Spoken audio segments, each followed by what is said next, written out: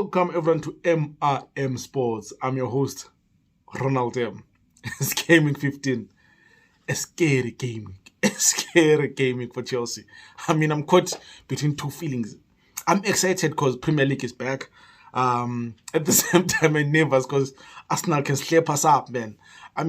It's tough times being a Chelsea. There was never a time where I always felt like I should be afraid of the Gunners, man. I should be afraid of Arsenal. But then, it's Super Sunday football with two huge games. Arsenal are visiting the Stamford Bridge. As Chelsea home to Arsenal. Then, of course, we have Liverpool visiting the Spurs Stadium. Those two fixtures, traditional, they give us goals, they give us talking points, they give us controversy. Those are usually like crack of games, so many goals scored. But yeah, this time around, man, those are two difficult games to call. But of course, these are not the only games in the Premier League. It's GameWeek 15. We've Saturday fixtures as well. And it's a weird one because we have late kickoffs. It's 5 o'clock kickoff CET time. And you wonder what the Premier League was thinking. What are you supposed to do from now till 5 o'clock, man? But then, Saturday fixtures are as follows. We have Leeds hosting Bournemouth. Then that would be an interesting game. City hosting Fulham. City will be looking to take advantage of Arsenal's difficult fixture and going top of the Premier League. We have Nottingham Forest hosting Brentford, another interesting game. Wolves versus Brighton. Brighton are coming off an impressive 4-1 victory over Chelsea. And to end Saturday night football, man, we have Everton versus Leicester. That's a cracker game. I can't wait to see Iwobi play, man. I'm a huge fan of what Lampard has done to Iwobi at Everton, man. Then, of course, it's Super Sunday. Super Sunday, man. Chelsea versus Arsenal. 2 o'clock kickoff, man. 2 o'clock City time kickoff, man. That's a huge game at Stamford Bridge, man. As you can see where my loyalties lie. We have Aston Villa versus United. Good evening, United. United fans, remember Unai Emery, the last guy who stopped you from winning a trophy with Ole. He's back in the Premier League with Aston Villa. I think that would be a cracker game at the Villa Stadium. With Southampton versus an impressive Newcastle, man. Newcastle slapping everyone up on 4th position. I expect Newcastle to win. We have West Ham versus Palace. Black Excellence here are looking to further sink the ship, which is West Ham, man. And then we have, of course, another big game, Spurs hosting Liverpool at the Spurs Stadium. That will be a crack of a game. Spurs have injuries. Son is injured, is out. Liverpool on loan confidence will lose 3 games in a row in the Premier League. I think it will be the first time ever, man. So again, those are cracker games. Where do we begin? Of course, we have to begin with Chelsea, man. Chelsea hosting Arsenal. It is 6th versus 1st. Recent history will tell you that when you say 6th versus 1st, you think Chelsea are on top spot.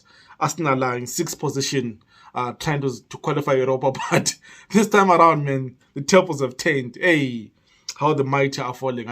Chelsea on 6th position. It's been a difficult past 2 game weeks. We've fallen from 4th to 6th.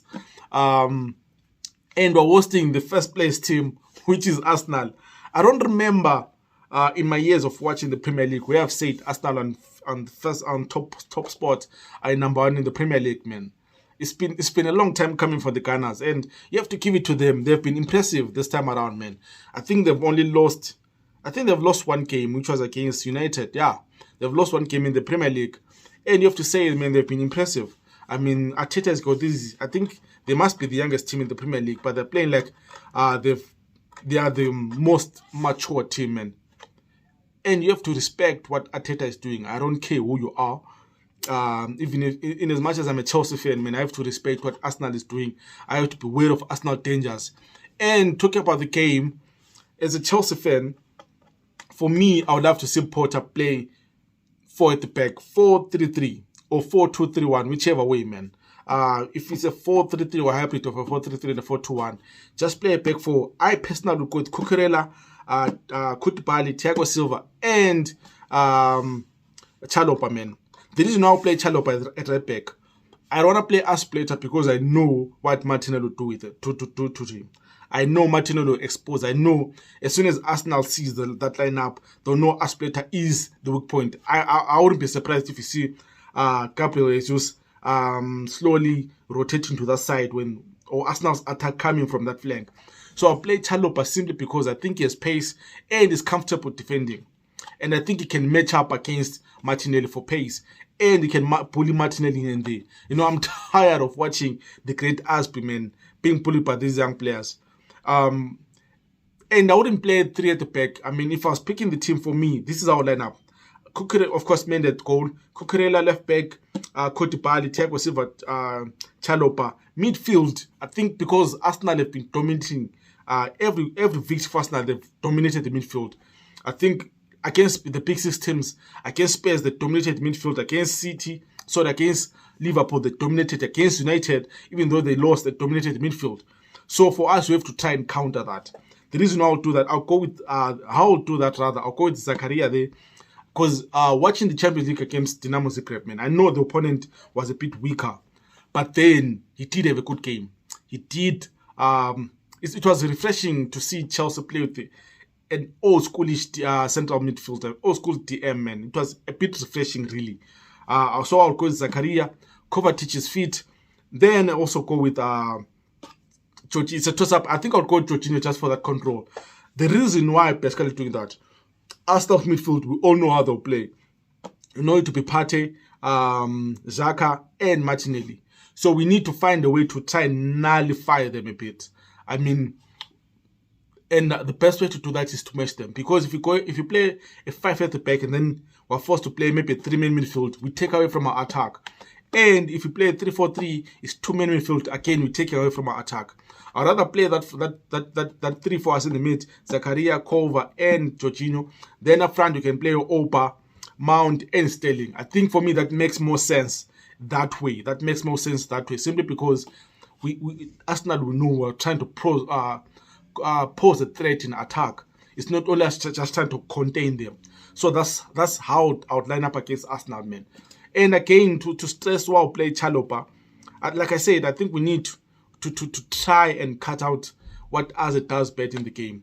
And I'll be more than comfortable with him there and maybe having a formation match to a 3 at the back at times, especially for attacking, and give Cucurella the license to just bomb forward, up and down the left flank, man. And just tell Chalobah to, okay, for attacking, just don't overstep the halfway line. Unless if we're really squeezing them in, but then beware of that counter attack. Because against Arsenal, recent history will tell you we've always considered those goals on the counter attack. So having a DM there and having a fast player to protect really Chalobah, to protect Thiago Silva, really, it will be beneficial for us, man. That's how it line up. And then, of course, we all know what Arsenal is going to do. We know it's going to be Ramsdale at the back as the goalkeeper. I don't know if Arteta will start, what's the guy, Zinchenko, or stick to Tenny, but then I'll expect either of them, Gabriel, Saliba, and Ben White in defense, and then the midfield will be Partey, Xhaka, Martin Odegaard, and then the front three, Saka, Jesus, and Martinelli. So we need to find a way to try and neutralize and make it a 50-50 fight. And as much as Arsenal have more confidence than us, they are flying, but then we need to find a way to make it a 50-50 fight, you know?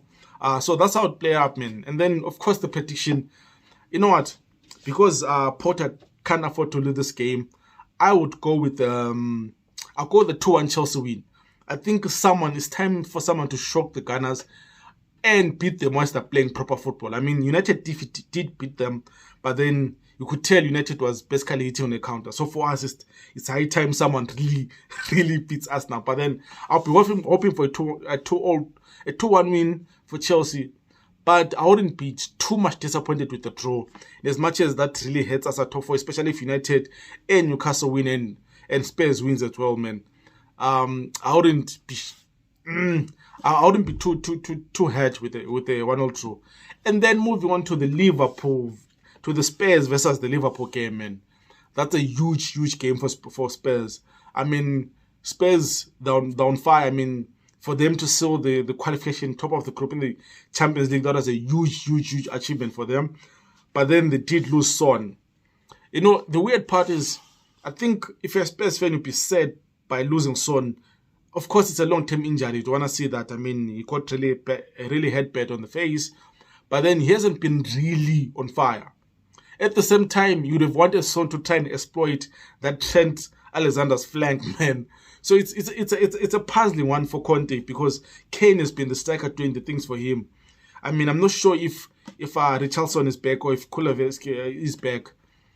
I know Lucas Moura, I think, is fit. So I think Moura might play. If the other players Son is out, if the other two are not fit, I think we might see Lucas Moura and, of course, Kane up front, man.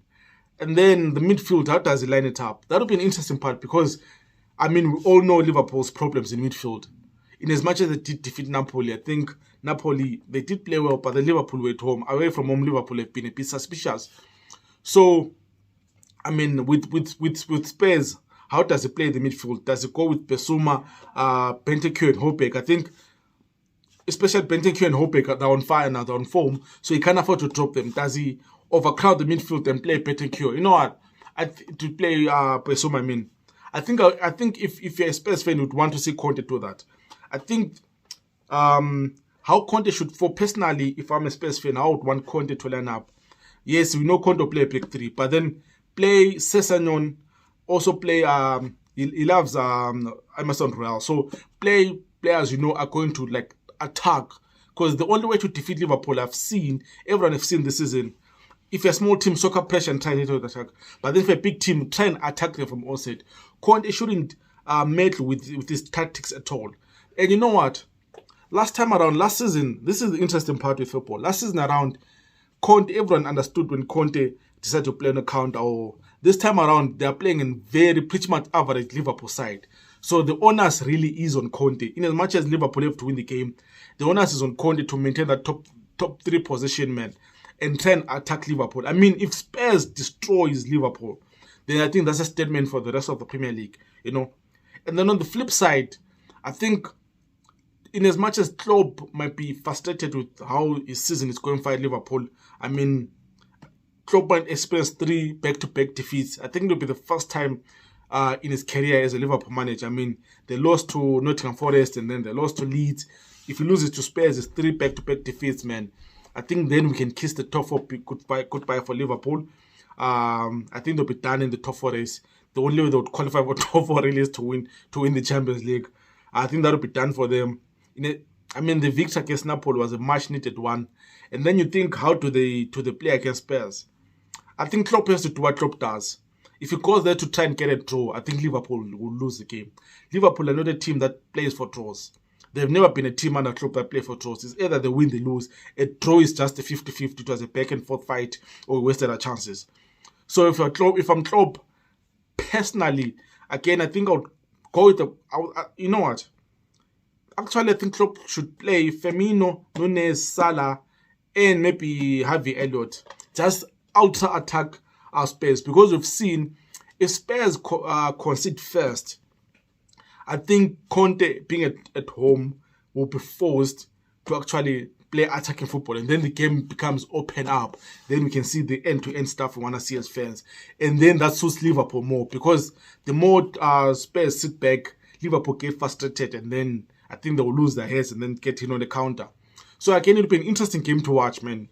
It's a difficult one to call because both teams have been blowing hot and cold. Even though Spurs have been picking up points here and there. I mean, that dramatic 3-2 win against Bournemouth was an eye-opener for Conte, man. I think this time around, if they play the way they played against Bournemouth and then Liverpool are 2 up, you doubt they'll be able to pull it to 3-2 victory, to pull it to a 2-all draw, man. How do I see the game going?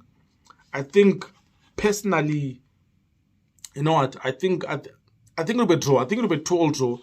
Let me give it to Spurs. I think Spurs will win. I think it'll be a 2-1 win for Spurs. I think Liverpool are such in a bad place now. I think if they concede first, their heads will drop, man. In as much as Conte, in as much as Klopp is a charismatic coach, he likes to edge his teams on. At times, Klopp has these moments where he seems shocked, like he doesn't believe what he's watching. I saw it against Forest, I saw it against Leeds. I think I might see it again this time against Spurs, man. So I'll go with the 2-1 home win for Spurs. And then, of course, we have, again on Saturday, Aston Villa hosting United. I mean, this one is difficult to call because United are on fire. Even though they didn't top the group in the Europa League, I think the fact that they won against a team that really bombarded them, I think that would give Ten Hag some bit of confidence, man. I mean, he did manage to rest some players, and then of course he brought on Rashford. Eriksen did get some rest in he didn't play that quite well, but then it's a Europa fixture, I can understand. I think the only question really is, what does it do with his defense? Does it go with Maguire and Martinez, who for me I think should be making the team of the season so far when you break for the World Cup? Martinez, of course. How does it go? Does it go with Maguire and Martinez? Because I think if it does that, I mean, Leon Bailey would try and target Maguire. I mean, the Spurs, the pace Aston Villa has at times up front, they'll try and target Maguire. Excuse me. So how does it go about it? I mean, it would be difficult really to call, but then David De Gea is on form. I think United are on form as a team. United are I mean, the last defeat was against City, and then either now they draw or they win the game, I think. And you see, the frustrating part or the impressive part, if you're a United fan, is at least now you know if you go 1-0 up, you can hold on to the 1-0. I mean, the game against West Ham, United should have conceded. The game against the midweek game against Sociedad, I think they should have conceded a goal. The David De Gea is on form. The defense is on form. I mean, the midfield is sorted out. Casemiro, Eriksen, and Bruno Fernandes. Then the front three, again, I'm not sure if Ronaldo played. I think Ronaldo played the whole 90 minutes. I'm not sure if he'll play then against, again, another 90 minutes. So that would be an interesting thing to see. You know what? I think Rashford might start this game up front. And, of course, Coutinho is back. I mean, Unai Emery has always been an excellent coach. Wherever he's been successful. I mean, even his time at Arsenal, for me, I think it was successful simply because he took them to European final, even though they lost against the Hazard-led Chelsea team. And he finished fifth. I mean, with the squad he had, the resources he had, him finishing fifth in the Premier League wasn't a bad result at all, man. And of course, I mean, he won the Europa League with Villarreal. That's impressive. I mean, I think it was the first European Cup in a long time. So, again, man, that was impressive. Then he had that run in the Champions League last season. I mean, it was impressive. So, you know they're getting a good coach. You know they're getting a coach who doesn't mind sitting back and hitting big teams on the counter, who knows how to win games. They're getting an experienced coach in post Gerrard era. So, I think if you're a Villa fan, these are times where you should be looking forward to playing United, because it's a surprise package now. I don't think Erik ten Hag knows what to expect from this Villarreal, this Aston Villa team, man. So how do I see the game going? You know what? I'll go with a 1-0 draw. I don't see Unai Emery losing his first game. I don't see United again losing the game. I saw it for me to be 1-0 draw. And then another Big Six review, man. City versus Fulham. City versus Fulham. I think everyone is expecting City to win. In as much as Fulham are playing pretty football, I think City will just outmuscle them and outpower them, man. It will be interesting to see if Haaland is back. Hopefully he's back for FPL managers like me. Hopefully Haaland is back. But then, yeah, man, I think City will win this game. Then looking at other fixtures of interest, we can't ignore Newcastle, man. Newcastle away to Southampton. Southampton, like I've been saying in the previous video, Southampton are difficult to predict, because they are up and down. I mean, they can slap up everyone. They can get a victory or they can get a defeat from nowhere.